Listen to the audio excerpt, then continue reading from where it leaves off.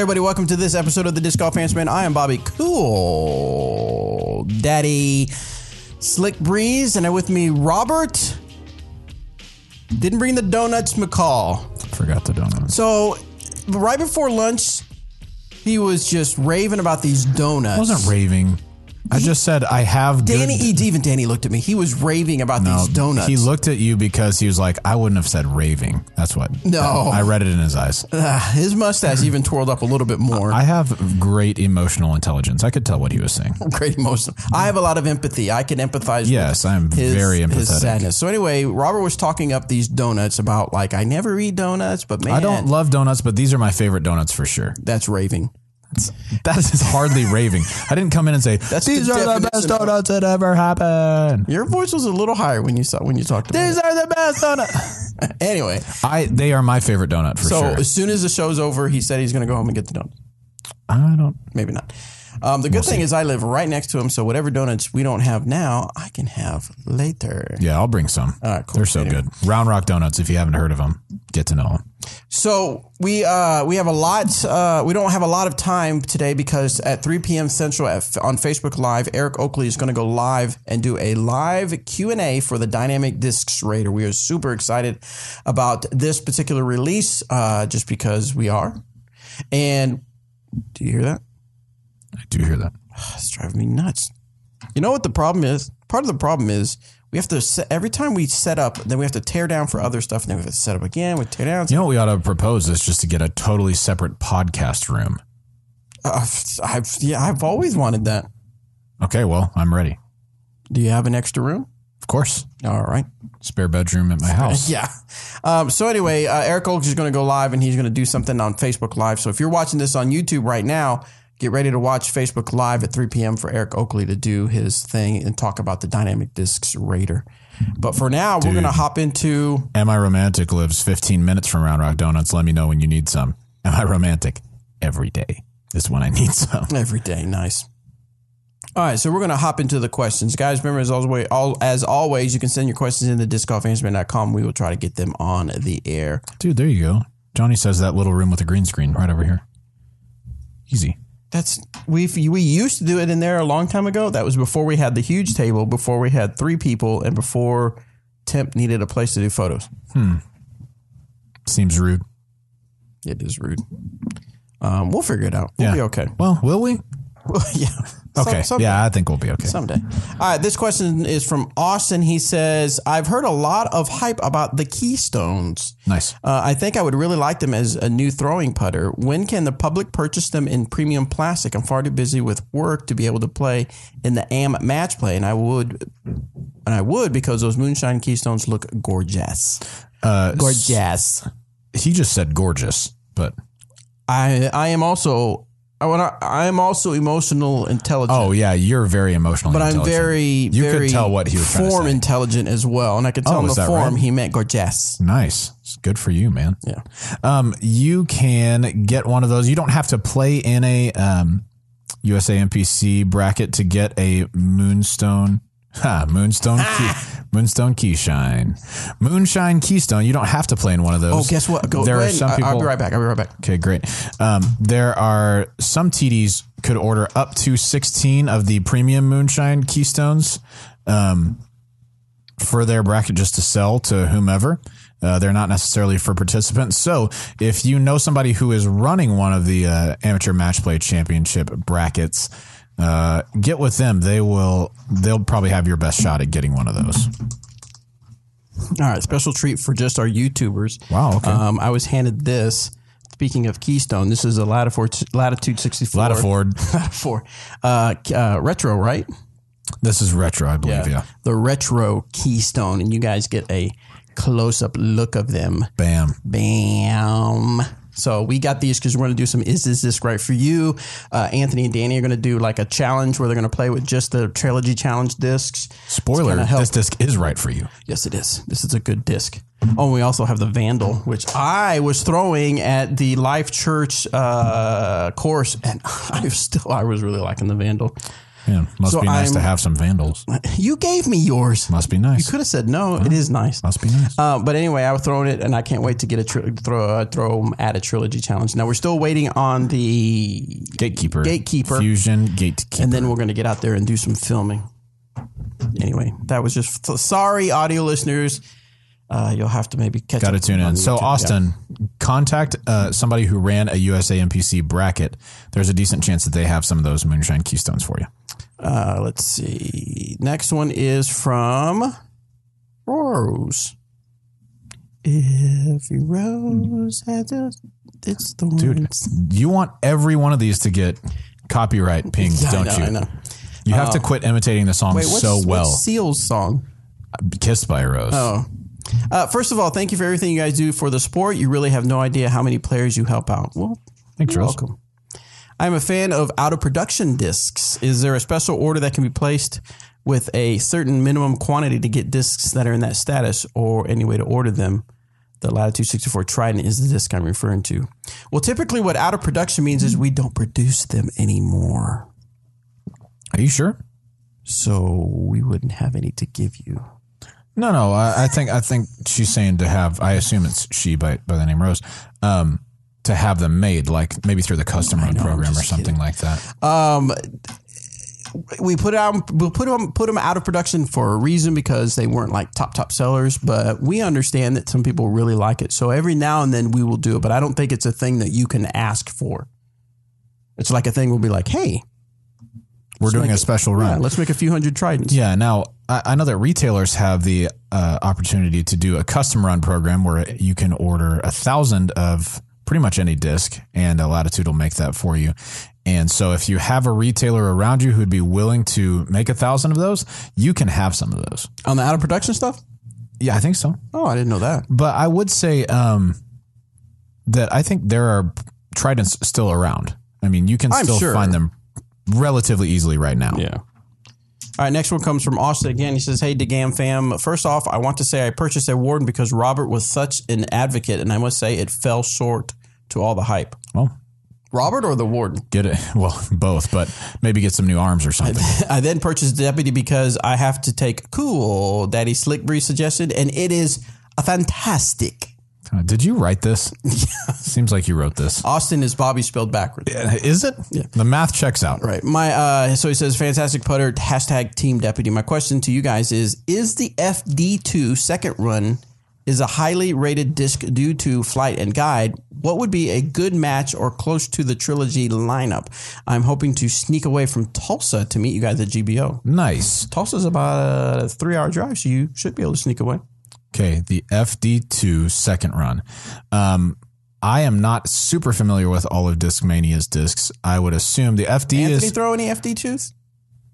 Yeah, the closest thing to an FD2 would probably be like Explorer. That was what I was going to say. Yeah, okay. So Anthony is a little bit more familiar with their disc, and he says either an Explorer or a Spark would be good options. So this is a pretty neutral flying fairway, slightly overstable at the end. Yeah, check out either the Explorer or the Spark. I prefer the Explorer. It was 2018 Disc of the Year. What's up? So check it out. And keep on with the Team Deputy. Keep on keeping on. Do not keep on. Don't make me put the effects on your voice. Cut. I'll just not talk the rest of the episode. Next one is from Philip. Okay. All right. We're going to have to, I have to do it with this, right? We're going to have to keep it real. It's the dumbest. I will never say it's not the dumbest. Go ahead. I don't know if it's ever come up, but has the PDJ stated anything regarding transgender athletes? What is to stop a guy who decides he wants to compete as a female in PDJ major events? What's to stop Paulina Macbeth and Robin McMahon from winning FPO Worlds for the next 25 years?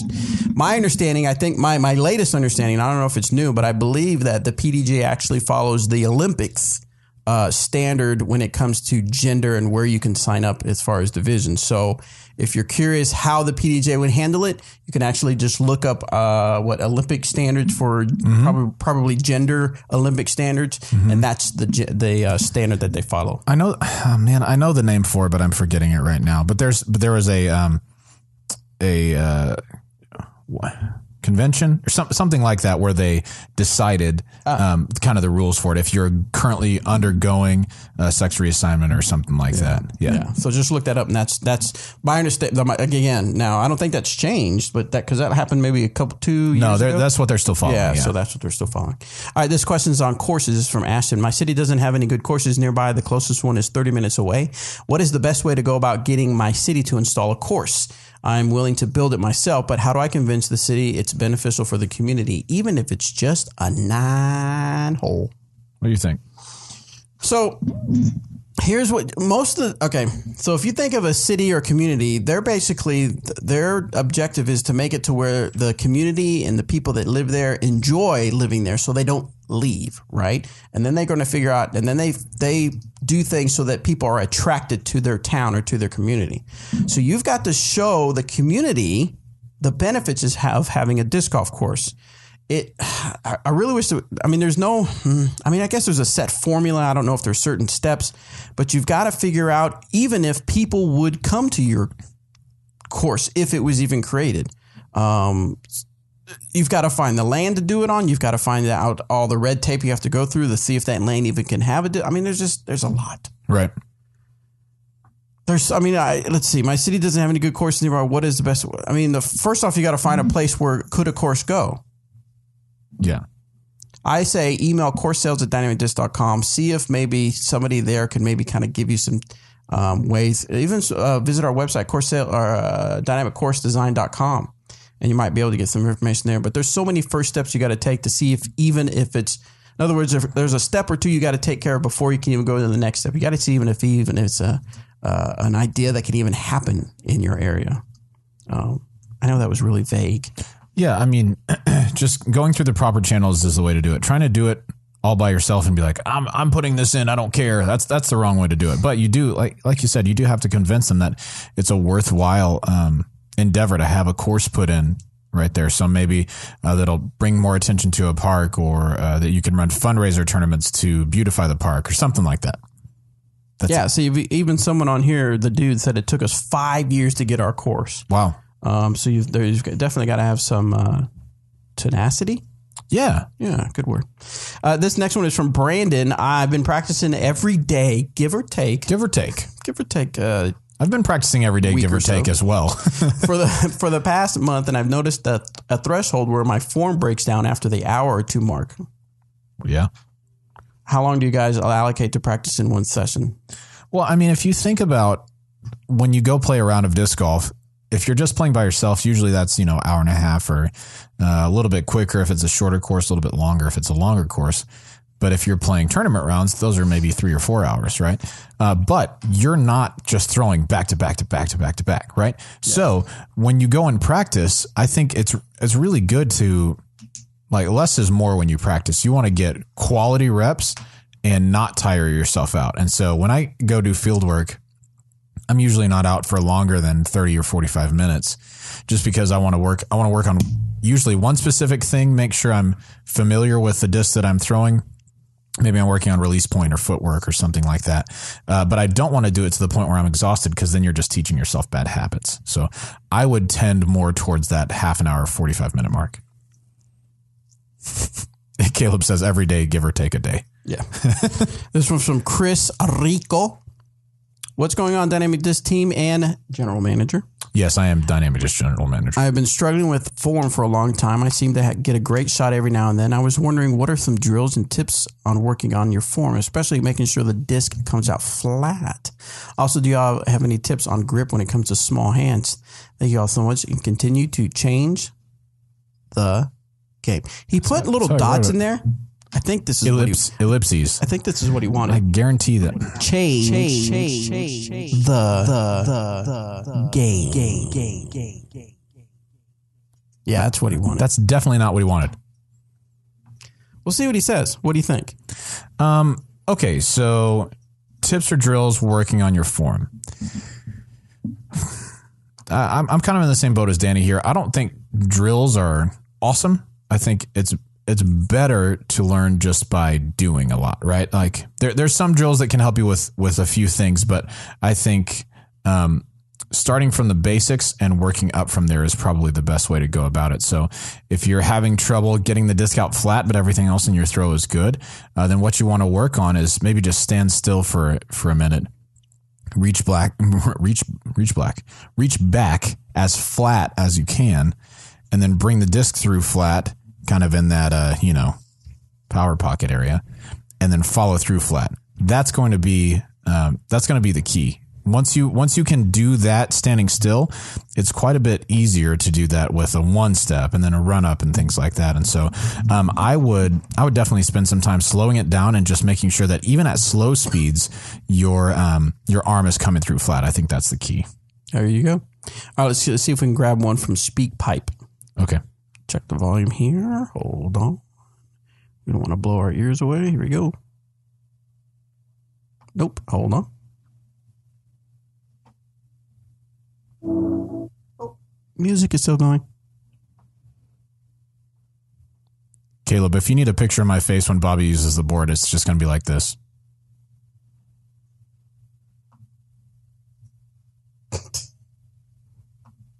There you go. You're welcome. What is up, guys? What's up? Got a quick question for you in regards to putting. I try keeping my putts flat, and I do that by keeping my disc flat when I'm pulling back, so I have a greater chance of the putt being flat when I release. But I've been noticing with a lot of people, especially the pros like Paul, when they're pulling back their disc, it's on a bit of a hyzer angle. But then when they release it, it ends up being flat. My question for you guys is, how does that not mess them up? How do you end up going from a hyzer angle on a pullback, but somehow manage to release it flat when you let it go? Do you guys advise that to new to intermediate players as well? And is there any advantage to doing that? Thanks for your time, guys, and just keep doing what you're doing. Yeah, good question. I've noticed that as well. I think a lot of guys pull back on slight hyzer, and that's probably just because that's the natural angle that their wrist feels comfortable on. I think when you watch Paul putt, his hand opens up pretty wide compared to most people. I mean, it's usually really committed. But he also kind of pops his fingers up just a little bit. So it's not like, it's not just hand straight out at the basket every single time. It is sometimes, but a lot of those you'll see a little bit of hyzer on. But, even though he's pulling down on hyzer, something in his pull through is getting that disc up to flat. And I would assume it's kind of popping his fingers up just a little bit so that it starts flat.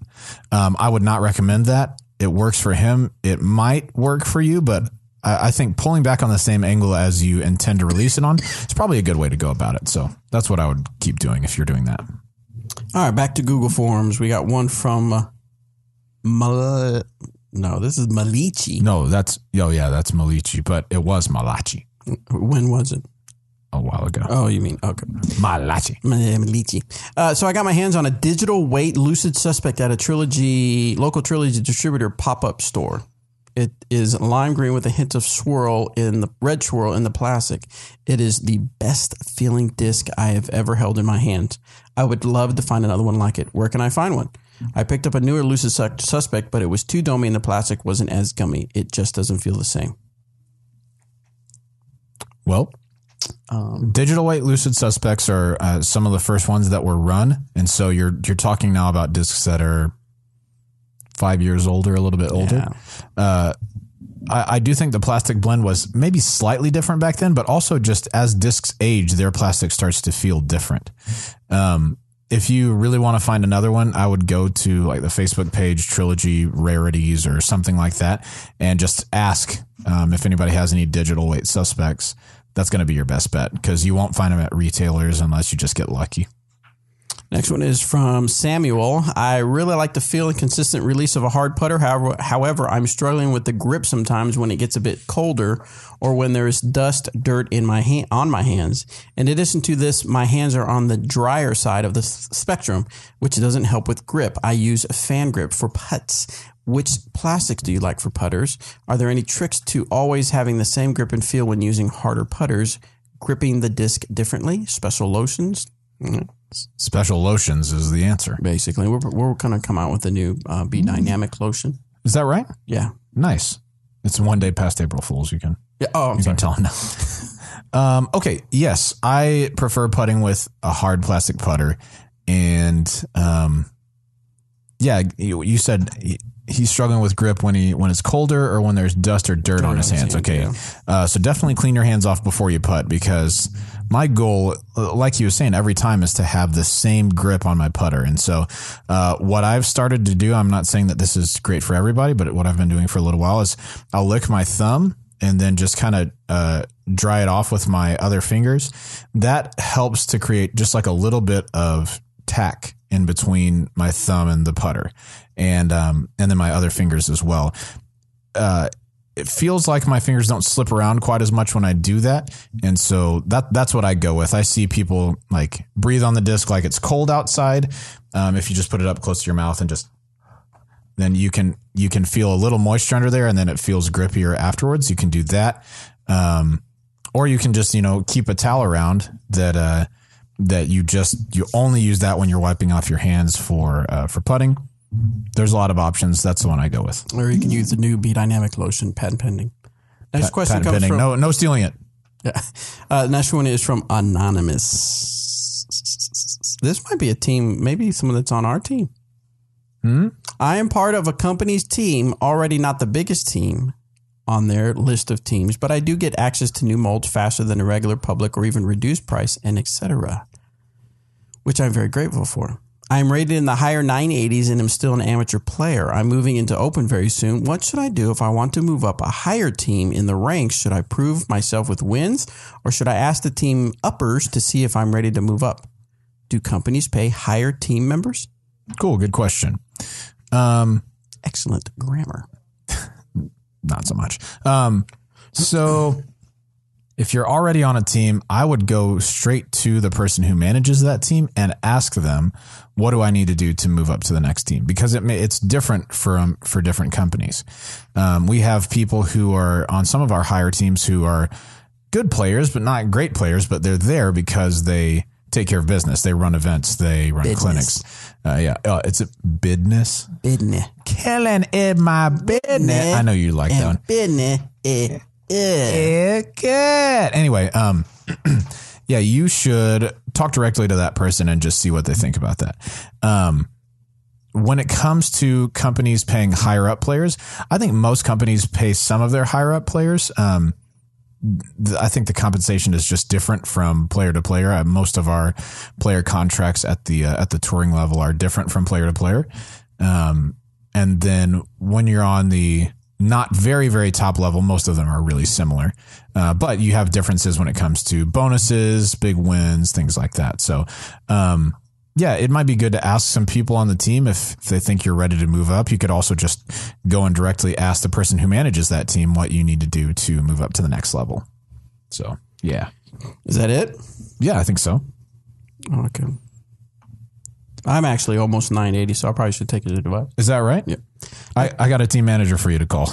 I bet you do. Yeah. It's actually just a manager. Oh, just the manager? Yeah, the whole company manager. All right, let me see if I can get this name. This is Mikhail. That would be Michael. Even spelled that way? Yeah. Why? Well, Maikel looks more like Mikhail. Looks more like Michael or Michael than it does Mikhail. Okay, we gotta give you that. It sounds like Mikhail. You should give me that. I'm going to give you... what's up, guys? When looking around for merchandise, I've noticed that many brands have some awesome merchandise other than discs. For example, Dynamic Discs and Latitude have amazing bags, shirts, and caps, etc. However, I've noticed that Westside Discs does not seem to have spent as much time and effort in merchandise. I'm a proud owner of a Westside Discs cap, but that's about it. As someone who currently throws Westside exclusively, I would like to know whether there are plans for more Westside merchandise. We have Westside merchandise occasionally, not all the time. So you guys know that Westside was purchased jointly by Latitude 64 and Latitude 64 and Dynamic Discs. I guess it was last year, or 2 years ago, or something like that. And since then, we've had a little bit more apparel here and there. But right now we usually just focus on like DD makes its own apparel, right? Latitude makes their own apparel, and then we carry some of it for them. And so Westside, I think we do intend to have some more apparel. It's just when that'll be out, couldn't tell you. I certainly don't have my finger on the pulse of that. This one Do is you have from, anything to add to that? I have no pulse. This one's from That's Justin. Hey, Disc Golf Answer Man crew. I just finished up a few rounds this opening weekend at the new Heritage Park in Flower Mound. EMAC, great job on the design. We'll have to pass on the message since, we haven't explained why Eric isn't here. I'm sure you guessed that he is out designing a course. In fact, he posted something on his Facebook. He's headed to, did it right? Yeah. Yeah, he's headed to Canada, so something's happening in Canada. I have a few questions on courses. Maybe we should save this one for him. Yeah, we'll save that I one think for we him. should. Yeah, we'll move on to number 34 question. William. Alvin, Texas just awarded $787 million for a 24/7 lighted disc golf course. Are there any others like this in the United States? There are other 24/7 lighted disc golf courses. I don't think that they were given $787 million. I'm sorry, I'm going to have to call you on that. I'm also not sure that Alvin, Texas awarded that. I don't know much about Alvin, but I don't think they have that sort of money to just Do you toss think people, around. when they live there, they go, where are you from? Alvin! Do you think they do that? I don't think so. No. I'm sorry, William. I have to call on you on that. I don't think they awarded $787 million just for a 24/7 light. Maybe it was $787. That's more realistic. Bobby's Googling now.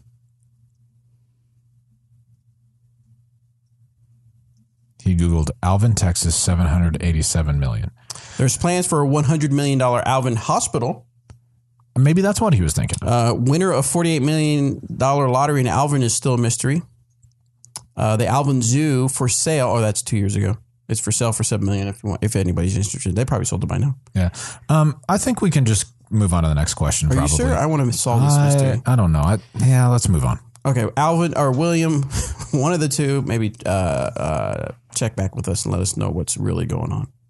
Redbeard, seeing you on the chat. Thanks for submitting this question. Let's get after it. All right, etiquette mental game. I tend to be very competitive with myself and also easily distracted. I've noticed myself getting overly frustrated when others talk as I'm trying to prepare for my shot, and it has a drastic impact on my focus and therefore my game. Yes. This happens more in casual, and I don't want to come off as a negative person to play with when it's casual, just casual. Are earbuds generally seen as negative? Forums that seem to think so. Do you have any suggestions for dealing with distractions or maintaining focus? So I'm not in your circle of casual rounds, but I know when I play a casual round here, we've got music going. We're telling jokes. We're referencing The Office or Arrested Development, or we're razzing each other, making fun of each other. So if your circle of disc golf buddies do that in a casual round, you're either going to have to figure out how to work around it, or get new buddies, or you just got to. It almost sounds like to me a casual round is a casual. I'm not chilling. Focused. I'm not trying to get shots correct or whatever. I'm just chilling, just throwing, getting my, having some fun. Obviously seeing how some discs fly. It sounds to me that this maybe is more than just a casual round. You're really concentrating on your game, and maybe you need to figure out maybe that needs to be more of practice rounds where you are by yourself. Yeah. I would say if it distracts you to the point where it's not enjoyable or you can't focus up, I don't think earbuds are that bad. You just have to be careful about the amount which you are distracted by them, right? So if you're playing and you're keeping score and somebody says, hey, what'd you get? And you've just got your headphones in and you're just, bobbing your head and listening to whatever, and they have to go out of their way to get your attention. Yeah, that's bad. But if you're just putting them in while you get ready to throw, I've done that before when I was really, really distracted, just put in some headphones, listen to music or whatever for the 20 or 30 seconds that I'm throwing, then let the shot go and then take them out. You might look into something like that. What do you think, Bobby? More? Someone put on Thursday, Alvin City Council approved they plan to spend $787,000 Yes, for a lighted disc golf course to be installed in the city owned. That's awesome. That's a little more. That's $787,000 makes totally. Yes, that makes more sense. I want to see I don't know. the article. That sounds pretty legit. 787,000. I mean, of course, Texas is pretty big, so it is. Yeah, that might not be. Yeah, that's cool. Send me the article. See if you can put the article link in there. What were we talking about? Let's Speak Pipe. Let's do a Speak Pipe question. Okay, let's. What is up, Disc Golf Answer Man crew? This is Mikey from New Orleans. Hello, Mikey. First off, I wanted to say thank you for the Is This Disc Right For You segments that you do. Those are normally very helpful for me. Normally? In a perfect world, when these new discs come out, I would be able to buy and test out all of them, but normally I just don't have the money to do that. So thank you for that. Speaking of that, just real quick, we have the Guard, we have the Vandal that's coming out, and of course we have the Trilogy Challenge discs. So we have a few discs that we would have already put it out had the weather been nicer. But now that the weather is getting more consistently nicer here in Emporia, start looking for more Is It Disc Right For You stuff on our YouTube channel. Yes. And because of those videos, that was the very reason I decided to try the Defender. Nice. And now I bag 4 Defenders. So Sweet. Very appreciative that y'all did that for us. I do have a disc-related question. Right now, my go-to backhand roller disc is a Latitude River, but sometimes I'm finding that on some of these longer holes, it doesn't have quite the distance. There's a couple holes in my home course where it's kind of a low ceiling shot, but it's a good, pretty far distance, and I need a little bit more distance out of my roller. So what would be a good disc, maybe a little bit faster than a River, that would be a good backhand roller disc? We'd love to hear your thoughts, and as always, keep it real. Something just faster than a River. You might look into the Vandal when it comes out. I think it might be a little more stable than what you're looking for, but once you work one in, that'll be really good. What I rolled for quite a while was a Renegade. I can send you this link. What I rolled for a while was a Renegade. I really liked that. It is pretty fast, pretty understable, but I like it for rollers. I mean, you've got to get on it to get it down, but once you do, you can get some really good distance out of it. So that's it. We just got the Alvin Sun article about spending the $787,000 for a lighted disc golf course, and it wasn't published on April 1st. Wow. So that's cool. That's awesome. But not 787 million. Right. That is different. That's much different. For that, you could just make a whole new city. Right. But that is awesome. I think that's super really cool. Very cool. All right. Let's next question. Next question. Hey guys, this was from Joey. Hey guys, my question is about trying different putters. I really like the shallow rim putters for putting, and right now my 2 favorite are the Maiden and the Deputy. I was wondering if you could recommend any of the Trilogy putters that feel similar to these. To the Maiden and the Deputy? How about the Maiden and the Deputy? And Robert, I know you're a Team Warding. I really like Warding as a throwing putter. He's just keeping it real. Good. No, I respect it. The only other one that's as shallow as those would be the Pure. That's the only one. That's the only other one that's in that same sort of depth range. The Mercy is slightly taller than the Maiden and probably about like a Warden. So I think if you're looking to try something a little bit more stable, try the Mercy or the Warden, obviously. But if you're looking for something a little bit straighter or slightly understable, Pure is the way to go. Here's an interesting. Okay. AK Throw wants to know, what do you guys think plays more of a part? And I want to hear YouTube, so pay attention to this question. I want to see your opinions on YouTube. What do you think plays more of a part in the top pros like Wysocki, Eagle, and Macbeth's ability to win big tournaments? Is it natural talent or hard work? Hard work. We'll talk about it, and then you guys put your opinions in here because I want to see your all's opinion is in the chat. I say hard work. Yes, those guys are gifted in playing disc golf in one way or another, but the reason that they got there, and maybe they picked it up a little bit faster than other people, but the reason that they got to the place that they are is that they have worked super duper hard. If you were to give it a percentage, because there's got to be some talent going on, right? Of course. Right? Because, I mean, I know guys that have been working hard, and they just, there's a threshold they haven't seemed to be able to push through. But what percentage would you give? It's like talent to. Here's the deal. I feel like you could get like just talent-wise, you're not going to get better without practicing. Plain and simple. Most people don't walk out the first time that they play disc golf and play well. They play poorly. Now, some people pick it up faster than others, but the only way that you get good from that point, the only way that you get good from that point is by working at it, is by practicing. It's not just, I can just do it. I would say maybe they're genetically predisposed less than 10% to be good at disc golf, and the rest is hard work. I see in the chat mental game and hard work. Yeah, I would agree with that. Mental game is definitely something that comes into play, but when it comes to Johnny puts it really well. He said natural talent is a starting point, work brings you to the finish line. I agree 100%. You can only get so far on talent. If you're not willing to work, you're not going to do much. I feel like that's a tweetable. Is that tweetable Smashbox? No, that's trademarked. Is that trademark? It's a verbal trademark. You can't see it. I want to address something real quick on the chat board. Do you need to keep it real? I'll click the sign on for you. Don't use the stupid soundboard. I'm gonna. Oh, I can't. Wait. Oh, no, I can. I'm gonna keep it real. Kinda. So, yours is turned off, so you wouldn't have the good. So Aaron says, I love when people say, I love this particular disc. Can you recommend a similar disc that does the same thing? Just throw the disc you already love. Wait, are we getting off of the hard work thing? We were just talking about that. I know we are getting off the hard work thing because you were a good answer. What was your answer? Same. Whatever, man.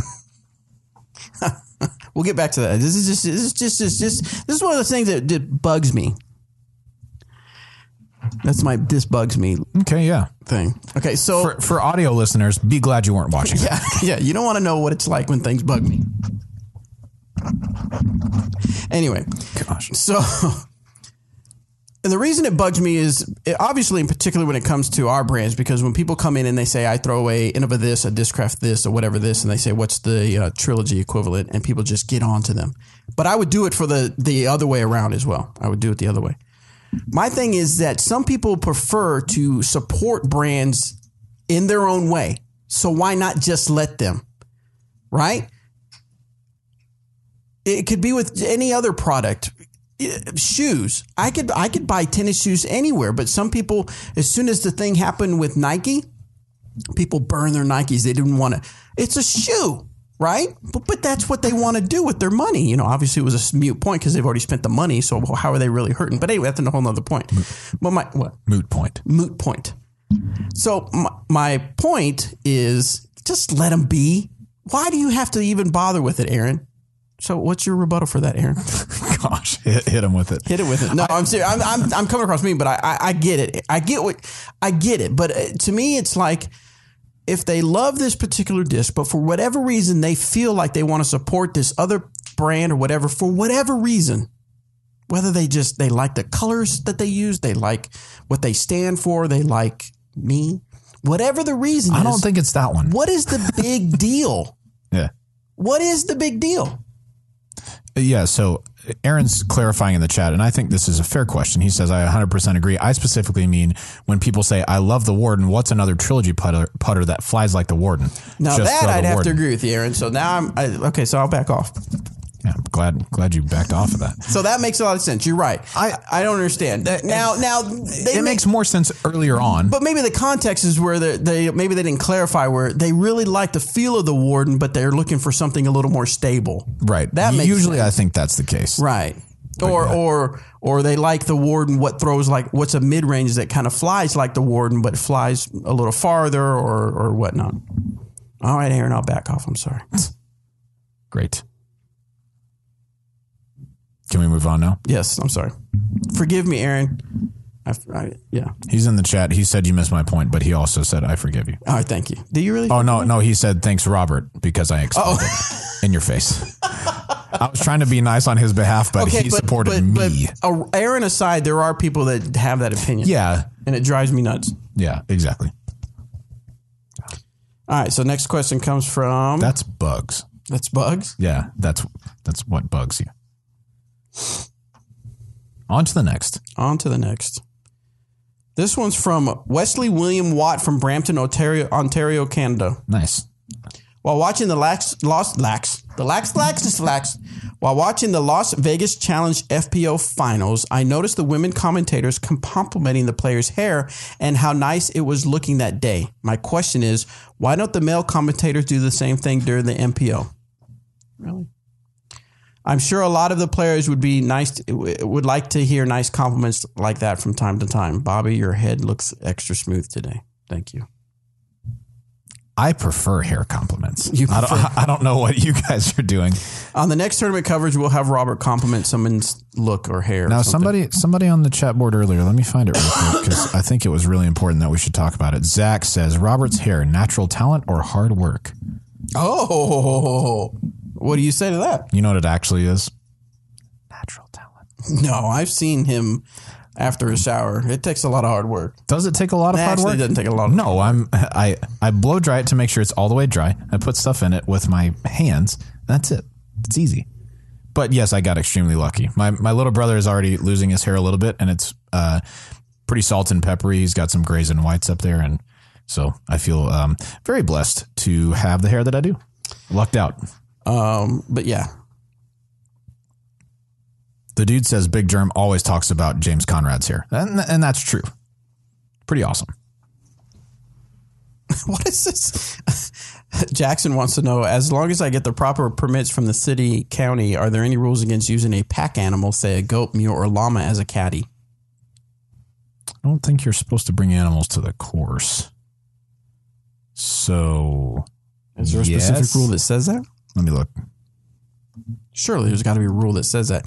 I mean, maybe the default rule, or not the default rule, but the rule that covers it would be your caddy can't be a distraction. It must follow the same rules as you are as a player. Yeah. I mean, obviously your caddy, your llama is not going to have a polo on. Yeah. Let's see. This is just from a discussion board talking about dogs being distracting. 801.1 courtesy. Players are responsible for the actions of their caddies. Players shall receive warnings and penalties where applicable for the actions of their caddies. So, yeah, just don't do that, please. Here's 801.01G. A player violating a courtesy rule may be warned by any affected player, even from another group, or by an official, with all players of the group advised of the warning. The player shall be assessed one penalty throw for each subsequent courtesy violation of any type in the same round. Repeated violations of courtesy rules may result in disqualification in accordance with section 804.05. So, I mean, first of all, you just shouldn't do that. But if you did, and they were just, you're not going to be able to control a pack animal very well. So maybe just don't do that. Next question. Next question from Mark. This one's a much more hard-hitting question. Can you recommend a way of getting the sound of a disc hitting the chains as my text tone, message tone? Yes. Are you ready? Yep. So you go outside. Hopefully it's pretty. There's another question. We'll never see it now. It just said, wouldn't that be sweet? Are you sure? Yep. Okay. So go outside with your cellular telephone. Set it by the basket. Put it on voice memos. Start recording. Hit the chains. Bang the chains. Then put that into iTunes. You can pull ringtones from iTunes. You're welcome. What if it's Android? Then you've made a mistake already. Yeah, you already have. Yeah. Something has gone awry. I knew that was coming. All right, let's do our last speak pipe question here. This one's from Jack. Hey, Bobby Cool, Daddy Slick Breeze, Eric the Champ McCabe, and Robert. I have a question regarding PDGA tournament rules. I've noticed during casual rounds that people often like to have their dog with them on the course. Oh, how? However, how apropos. I have never seen someone walking their dogs while playing in a PDGA sanctioned tournament. So I was wondering if there's a rule concerning this in the PDGA guidelines, and if that's the reason I've never seen someone with their dog. All right, Jack, you can rewind about 7 minutes and hear the answer to that question. Yes. We also have to do a guy Aaron in the chat in the video. Yeah, why? That's caribou. Oh, nice. Sweet.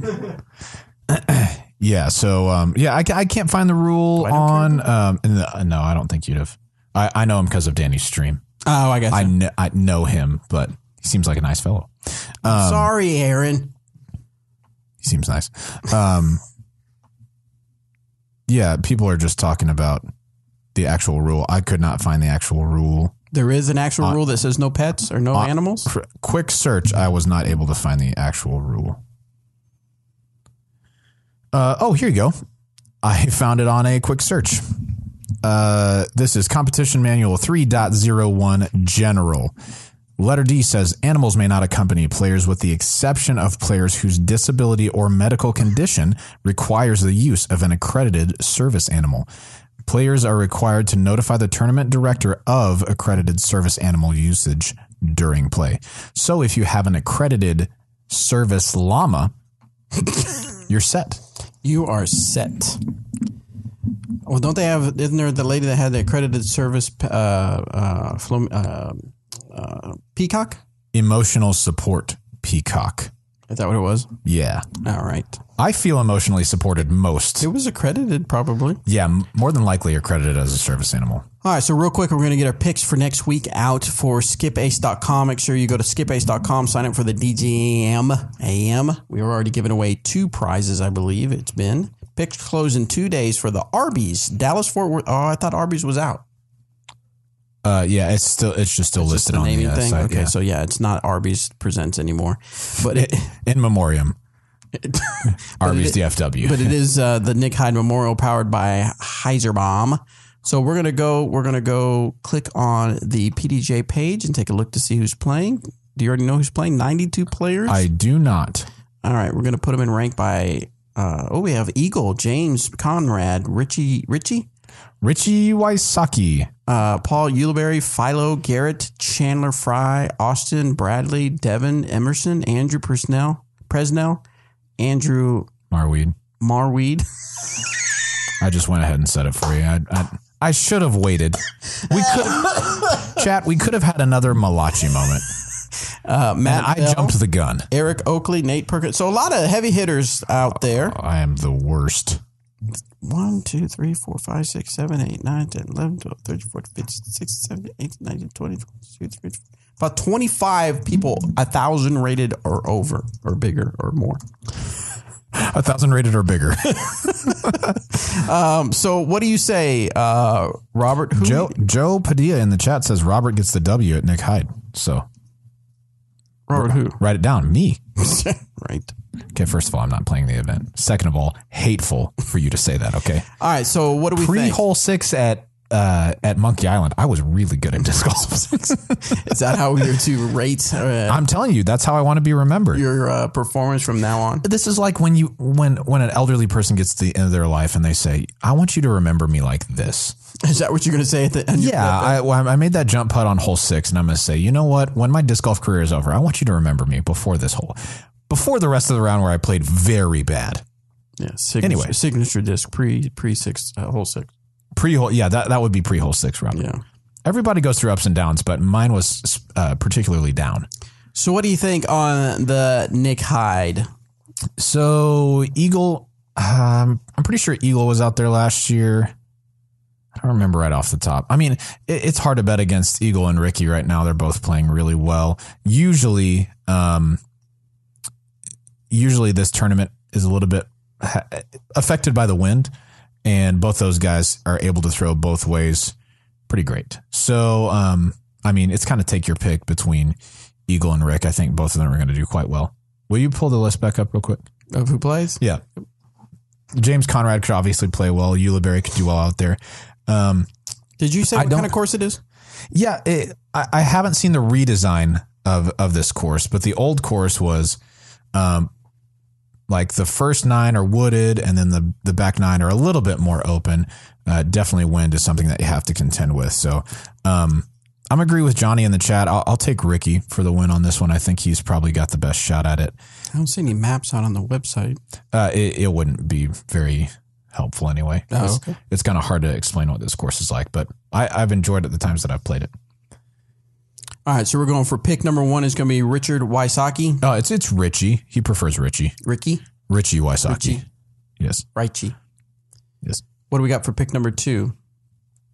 I I really like Ulibarri for courses like this. He plays well in the wind. Also, I mean, James Conrad is, man, it's just hard to go wrong with those top few guys if you're trying to get, like the biggest bang for your buck for your top rated guys. Do you know where Yuli is from? Or at least his base is from? Show Low, Arizona? Show Low. Yep. So, who are you going with?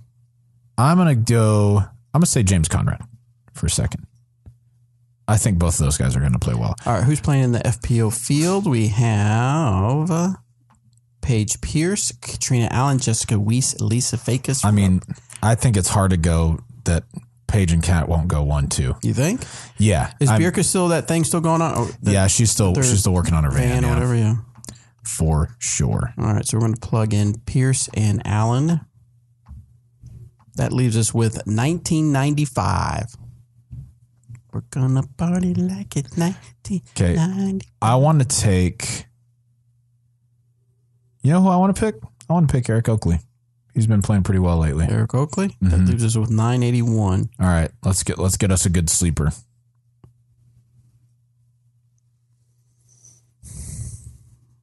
Andrew Lackey. I do not know Andrew Lackey. I don't know why I know that name. Why do I know that name? I don't know. I've never heard of him. Let's move on up a little bit. We got Andrew Lowry is a guy from Austin who's he's on Team DD. He's pretty good. Kirk Trevina has had a couple good tournaments this year. Is he out of Texas? Yes.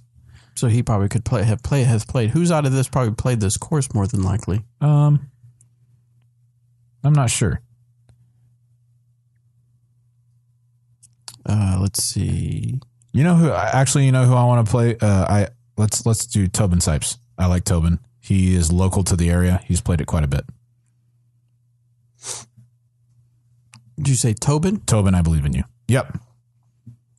I think there are some other players I would like to put in that lineup, but we've spent a lot at the top, so I'm going to put Jessica Weiss as our female alternative. Yep. And then I will put Brandon New. Attaboy, Brandon. I like you. I like you, Brandon. All right, 19 points left. We comfortable with that? Yes. All right, save picks. There you go. You said 19 points left? Yeah. Yeah, whatever. Is that good? Oh, I mean, it's not good, but we tried our best. All right, so we got our picks in, guys. So if you want to get your picks in, go to skipace.com for the Skip Ace Fantasy Disc Golf. And then if you beat us, you will be eligible. So I used to last year. A lot of you will likely beat us this week. Yeah. Last year we would give it to the number one person, but now we're mixing it up a little bit. So as long as you beat us, you are eligible to win some prizes. And I've already sent out a few discs for some winners. Yeah, we did. Cool. All right, it's 2:53. We only got 7 minutes left until the live. Eric Oakley goes live. I hope he remembers. He has not texted me back. He hasn't called me during the show, so that's out of the ordinary. So what does that mean? I don't know. All righty then. So let's do one more question we have here on our Disc Golf Answer Man Google. This is from Mark Julian. Hey guys, new to the sport, so this question may kind of be simple for experienced players. I have a Mamba that if I overpower it flips too easily now. My question is this: if I had the same disc in a lighter or heavier plastic, would I expect less or more turnover? Would a heavier Mamba fight the arm velocity and maybe be less prone to flip but do its natural right turn? I throw a lot of West Side and a Judge, FYI. Do your brands have a Mamba comparison? Thank you from Atlantic, Canada. Good question, Mark. In general, heavier discs are slightly more overstable in these kind of understable molds. Occasionally, you'll have high-speed discs that are very overstable at 168, just like they are at 175. But for these lighter weight, more understable discs, I do think ones that are slightly heavier will help you out some. If you were looking for a comparison in our brands, you were talking about West Side. The first one that comes to mind for me is the West Side Underworld. It's a pretty understable fairway driver. Maybe not quite as understable as a Mamba, but I think pretty close. So yeah, that's what I would go for. That good? I think that's good, man. It's that good? It is, in fact, that good. All right, guys. Thank you so much for tuning in. And this is kind of a short episode. Well, we went about almost an hour for our audio listeners, but we're not going to have any after show this week because we want to make sure that you guys tune in for Eric Oakley's Dynamic Discs Raider live Q&A. He's going to go live. Where is he? Do you know where he's at right now? They're in Texas somewhere. So they're from Texas, and they're going to go live out there, and they're going to be answering questions about the Dynamic Disc Raider. So if you have questions about the flight of it, is it a good disc for me or whatnot, Eric Oakley will answer those questions for you. Until then, yeah, that's it. That's it. Thanks for tuning in. Thank you guys so much for tuning in. We'll see you.